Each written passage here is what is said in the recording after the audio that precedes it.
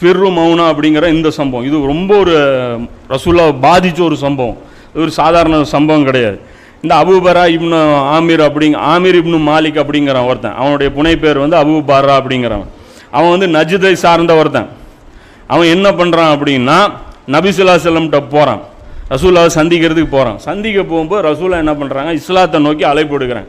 நீ இஸ்லாத்தை ஏற்றுக்கோங்கிறான். அவன் என்னங்கிறான், இஸ்லாமெல்லாம் நான் ஏற்றுக்க மாட்டேன். அப்படி ஏற்றுக்கிறதா இருந்தாலும் ஒரு கண்டிஷன், 3 கோரிக்கைகள் அவன் சொல்கிறான். இந்த 3 கோரிக்கை நீங்கள் ஏற்றுக்கிட்டீங்க அப்படின்னா நான் முஸ்லீம் ஆகிக்கிறேன் அப்படிங்கிறான். என்ன கோரிக்கை அப்படின்னா, கிராம பகுதிகளெலாம் நீங்கள் ஆட்சி பண்ணிக்கிங்க, மதீனாவை என் கையில் ஆட்சி கொடுத்துருங்க. அதாவது கிராமத்தெல்லாம் நீங்கள் டீல் பண்ணிங்க, மதீனாவை நான் வச்சுக்கிறேன் அப்படிங்கிறான். அப்படி இல்லை அப்படின்னா உங்கள் மரணத்துக்கு அப்புறம் என்னை கலீஃபாவை நியமிச்சிருங்க, போஸ்டிங் உங்களுக்கு அப்புறம் எனக்கு வந்துடணும், என்னைக்கு லீடர் கொடுத்துருங்க. அப்படி இல்லை அப்படின்னா கத்துஃபான் குலத்தாரை வந்து 1000 பேரை கூட்டிகிட்டு வந்து உங்களோட நான் போர் தொடுப்பேன் அப்படிங்கிறான். அப்போ ரசூலுல்லாஹ் சொல்கிறேன், கிளம்பி போ அப்படிங்கிறேன், இந்த விளையாட்டு இங்கே ஆகாது, கிளம்பி போயிரு அப்படிங்கிறேன். அப்போ அவன் என்ன சொல்கிறான், அப்போ இன்னொரு விஷயமும் அவன் சொல்கிறான், ஏன்னா எங்கள் குலத்தார்கிட்ட வேணால் உங்கள் ஆளுங்களை அனுப்பி பேசி பாருங்க, வேணா வந்து அவங்க வந்து பேச சொல்லுங்க அப்படிங்கிறேன். அப்போ வந்துட்டு சொல்கிறாங்க, அப்போ அந்த குலத்தாரை கூப்பிட்டு போனால் ஏதாவது பிரச்சனை ஆச்சுன்னா என்ன பண்ணுறது அப்படின்னா, அதுக்கு வேணால் நான் பொறுப்பெடுத்துக்கிறேன், அவங்களுக்கு ஒன்றும் ஆகாது அப்படின்னு சொன்னோடனே என்ன பண்ணுறாங்க, 70 பேரை வந்து நபி ஸல்லல்லாஹு அலைஹி வஸல்லம் அனுப்புகிறாங்க. இந்த 70 பேரும் எப்படிப்பட்டவங்க அப்படின்னா திண்ணை தோழர், அதாவது திண்ணையில் இருந்துக்குவாங்க, திண்ணை தோழர்களுடைய தோழர்கள். ஆக்சுவலாக திண்ணை தோழர்கள் இவங்க எக்ஸாக்ட் கிடையாது, திண்ணை தோழர்களுடைய தோழர்கள்.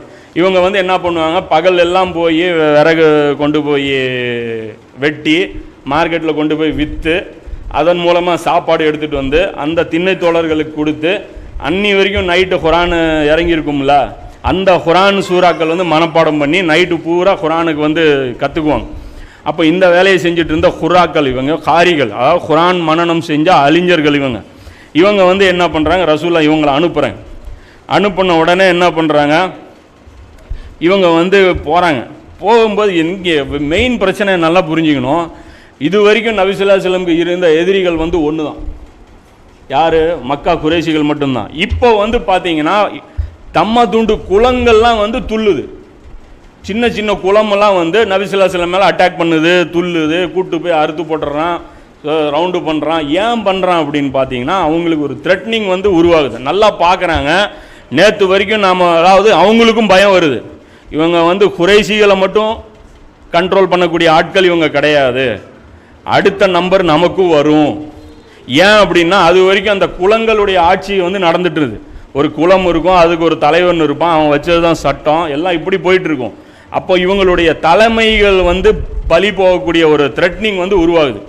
அதாவது நபி ஸல்லல்லாஹு அலைஹி வஸல்லம் உருவாகிட்டார், தலை தூக்கிட்டார் அப்படின்னா எங்களுடைய தலைவர் பதவிகள்லாம் வந்து என்ன ஆயிரும், ஆஃப் ஆயிரும், நாம் வச்ச சட்டமெல்லாம் வந்து போயிடும். அப்போ நமக்கு வரக்கூடிய அந்த ப்ரிவிலேஜ் இருக்கு இல்லையா, அந்த முதல் மரியாதைகள் எல்லாம் அதெல்லாம் காணாமல் போயிடும்.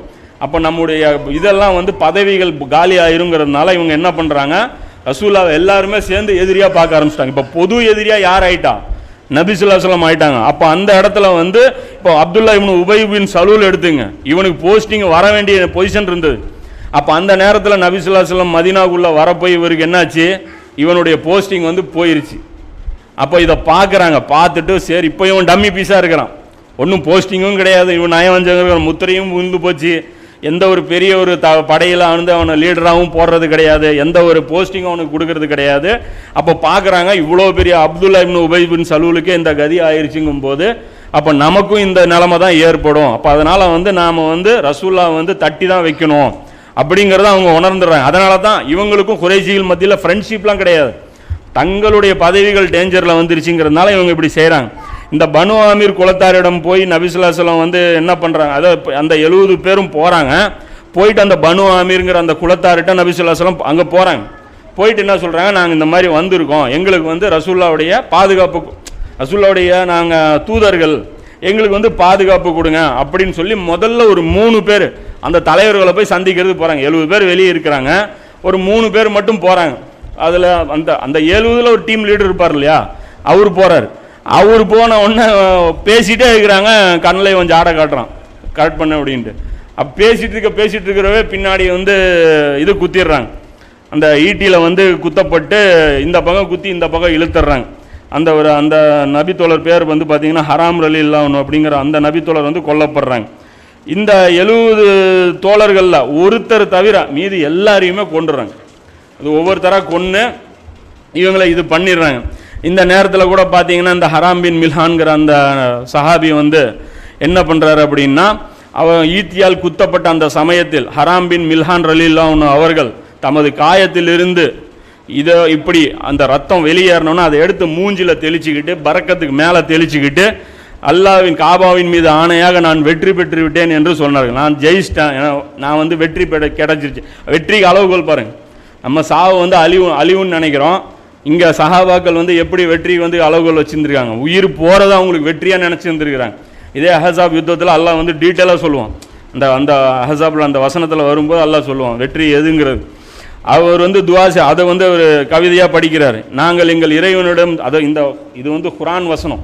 ஆக்சுவலாக நாங்கள் எங்கள் இறைவனிடம் சென்று சேர்ந்து விட்டோம், அவன் எங்கள் மீது அன்பு கொண்டான், எங்களை அவன் அன்பு கொள்ளவும் செய்தான் என்று ஒரு குர்ஆன் ஆயத்து வந்து அந்த டைமில் வந்து அல்லாஹ் இறக்குறான். அந்த வசனம் பார்த்திங்கன்னா இப்போ குர்ஆனில் அது இல்லை. அதை வந்து நபி ஸல்லல்லாஹு அலைஹி வஸல்லம் அதை நீக்கிறாங்க அந்த ஆயத்தை. இப்போ இந்த வசனம் ஒன்று இருந்தது, இப்போ இல்லை அப்படின்னு சொல்லி இந்த சம்பவம் வருது. இது பார்த்திங்கன்னா புகாரியில் 4092வது ஹதீஸாக இது வருது. இப்போ இதிலே கொல்லப்படுற இன்னொரு ஆள் பார்த்தீங்க அப்படின்னா ஆமிர் இப்னு புஹைராங்கிற ஒரு நபித்தோழர். ஆமிர் இப்னு புஹைரா அப்படிங்கிற இந்த நபித்தோழர் ரொம்ப ஒரு முக்கியமான நபித்தோழர். யார் இவர் அப்படின்னு பார்த்தீங்கன்னா, நபி ஸல்லல்லாஹு அலைஹி வஸல்லம் சௌர் கோவிக்கு வந்தாங்க இல்லையா, அதாவது மக்காலேருந்து ஹிஜ்ரத் செஞ்சு மதீனாவுக்கு போகும்போது அப்போ அந்த ஒரு குகையில் வந்து நபி ஸல்லல்லாஹு அலைஹி வஸல்லம் தங்கி இருந்தாங்க. அப்போ அந்த நேரத்தில் பார்த்தீங்கன்னா இவர் வந்து என்ன பண்ணுவார், இந்த ஆமிர் பின் புஹைராங்கிறவர், இவர் வந்து ரசூலுல்லாஹ்வுடைய ஒட்டகங்களை எல்லாம், அதாவது அந்த 2 ஒட்டகங்களை மேய்ச்சிக்கிட்டு மக்காவாசிகளோடு போய் சேர்ந்து உக்காந்துக்குவார். சேர்ந்து உக்காந்துக்கிட்டு அவங்கக்கிட்ட, அதாவது ஒட்டுற வேலையும் பார்ப்பார். அவங்களோட கலந்து இருந்து அன்னி வரைக்கும் என்ன நடக்குது, என்னென்ன பிளானிங்ஸ் போயிட்டுருக்குது, எப்படி அடுத்த மூவி உங்களுக்கு என்ன இருக்க போகுதுங்கிறதெல்லாம் பார்த்துக்கிட்டு ஈவினிங் ஆச்சுன்னா ரசூலுல்லாஹ்வுடைய அந்த ஸ்பாட்டுக்கு போய் அவருக்கு பால் கறந்து அந்த ஒட்டகத்துலேருந்து கொடுத்து அந்த தகவலும் நடந்த தகவலும் வந்து இவர் சொல்லுவார். இவர் வந்து இவ்வளோ ஒரு முக்கியமான ஒரு சஹாபி. கடைசியாக ரசூலுல்லாஹ் மதீனாவுக்கு போகும்போது இவரும் கூடவே மதீனாவுக்கும் போயிட்டார். இடத்த காலி பண்ணி மதீனாவுக்கும் போயிட்டார். இவரும் வந்து கொல்லப்படுறார். அப்போ வந்து ஆமிர் பின் துஃபைல் இருக்கிறான்ல, அந்த கூட்டு போய் அவன் தான் கழுத்தறுத்தவன்.